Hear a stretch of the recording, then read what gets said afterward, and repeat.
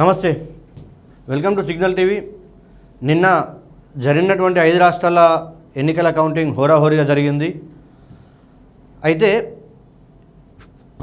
ఈ 5 రాష్ట్రాల ఎన్నికలన్నీ కూడా ఒక ఊహించని రీతిలో ఒక అనూహ్యమైన ఫలితాలు అయితే బయటకు వచ్చినాయి.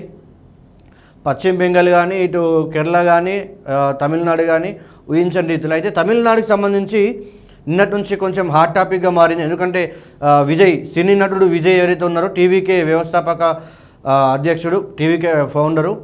అయితే టీవీకే పార్టీ ఎమ్మెల్యే స్థానంలో పోటీ చేసినప్పటికీ ఊహించని రీతిలో సీట్లు సొంతం చేసుకుంది.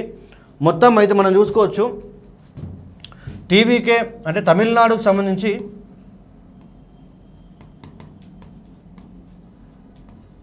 తమిళనాడులో మొత్తం సీట్లు అంటే ఎమ్మెల్యే స్థానాలు 234 ఉంటే మ్యాజిక్ ఫిగరు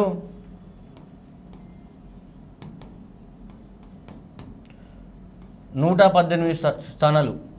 అంటే 118 స్థానాలు వచ్చినటువంటి పార్టీ ఏదైతే ఉందో ప్రభుత్వాన్ని ఏర్పాటు చేయడానికి అవకాశం. అయితే దీంట్లో టీవీకే విజయ్ పార్టీకి 108 స్థానాలు వచ్చినాయి. అంటే టీవీకే పార్టీ ఒకవేళ విజయ్ కానీ ప్రభుత్వాన్ని ఏర్పాటు చేయాలనుకుంటే విజయ్కి ఇంకో 10 సీట్లు కావాలి.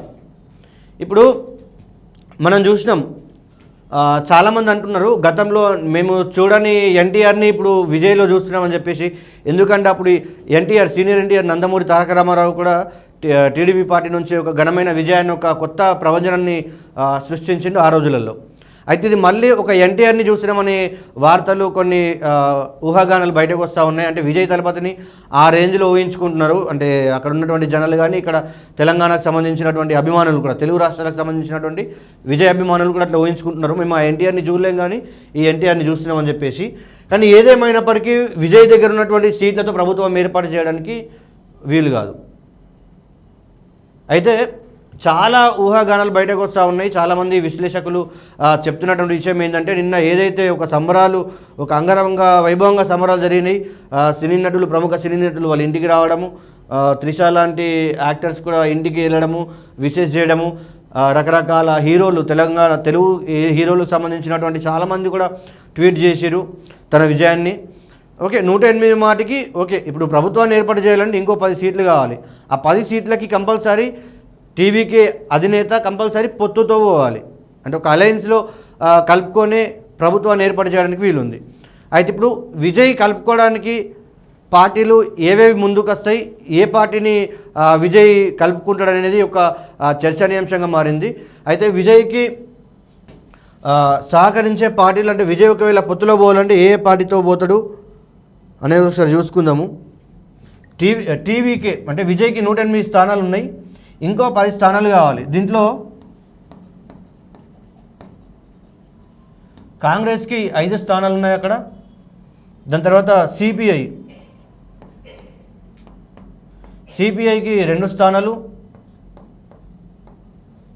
సిపిఎంకి 2 స్థానాలు. అయితే ఇంకోటి IUML అంటే ముస్లింలకు సంబంధించి వాళ్ళకి 2 సీట్లు ఉన్నాయి. అయితే ఇవన్నీ కలిపితే 5, 2, 7, 11 సీట్లు. ఈ 4 పార్టీలను కలుపుకుంటే 11 సీట్లు వస్తాయి. అంటే విజయ్ టీవీకేకి సంబంధించి టీవీకే ప్రభుత్వాన్ని ఏర్పాటు చేయడానికి ఈ 4 అయితే సరిపోతాయి. ఆల్రెడీ నిన్న రాహుల్ గాంధీ కూడా చూసినా, మనము ట్వీట్ చేసిండు, ఫోన్ చేసి మాట్లాడనని చెప్పిండు. తననే స్వయంగా రాహుల్ గాంధీ ట్వీట్లో చెప్పడం జరిగింది, నేను విజయ్కి ఫోన్ చేసిన, విజయ్ తోటి కలిసి మేము ప్రభుత్వాన్ని ఏర్పాటు చేద్దామని అనుకుంటున్నామని చెప్పేసి. ఇది ఇట్లా ఉంటే దీంట్లో ఇంకో సమీకరణ చూద్దాం. ఇప్పుడు కాంగ్రెస్, సిపిఐ, సిపిఎం, IUML ఈ 4 పార్టీలు కలిపితే 11 సీట్లు విజయ్కి సపోర్ట్ ఇచ్చినా కానీ విజయ్ ప్రభుత్వాన్ని ఏర్పాటు చేసే అవకాశం ఉంది ఈ వీల్ అలయన్స్లో. అయితే ఇంకో సమీకరణలో బీజేపీ అట్లనే పిఎంకే అలయన్స్ సీట్లు కలిపి ఒక 5 ఉంటాయి దాదాపు. అయితే ఇంకోటి టీవీకే ఒకవేళ పోతే టీవీకే, అట్లాగే కాంగ్రెస్, పిఎంకేకి 4 సీట్లు ఉన్నాయి. దాని తర్వాత సిపిఐ, సిపిఐకి 2 సీట్లు ఉన్నాయి. ఇట్లా చూసుకున్నానని 5, 9, 11.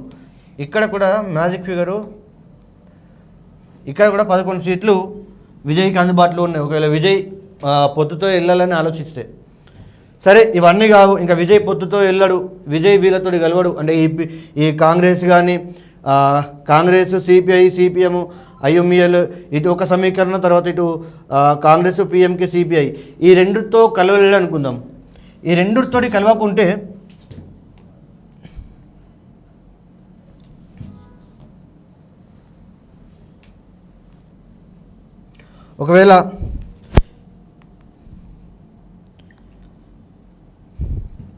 ఒకవేళ విజయ్ ఈ రెండు సమీకరణలతో కలవని పరిస్థితుల్లో ఎవరితో కలుపుతాడు? టీవీకే దగ్గర 108 ఉంటాయి, ఇంకో 10 సీట్లు కావాలి. ఈ 10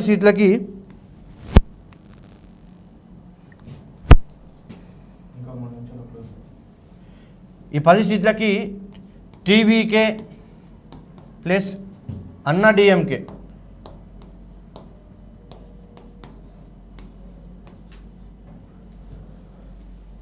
వీళ్ళిద్దరూ పోయే అవకాశం ఏమైనా ఉందా? ఎందుకంటే అన్నా డిఎంకే 50 సంవత్సరాల నుంచి రాజకీయ అనుభవం ఉన్నటువంటి పార్టీ అది. ఒకవేళ అన్నా డిఎంకే తోటి ఏదైనా పోయే అవకాశం ఉందా? ఒకవేళ వీళ్ళిద్దరితో పోయారనుకుంటే, వీళ్ళిద్దరితో పోతే కనుక డిఎంకే ఒంటరైపోతాడు, ఇటు అన్ని కాంగ్రెస్ పార్టీ సపరేట్ ఉంటుంది. అంటే వీళ్ళకి ఇంకా ఇంకొకళ్ళ పొత్తుతో అవసరం లేదు. ఒకవేళ అన్నా డిఎంకే తోటి పోవాలనుకుంటే లేదు, ఇవి కూడా తప్పు. ఒకవేళ టీవీకేకి 108 వచ్చినప్పటికైనా అన్నా డిఎంకే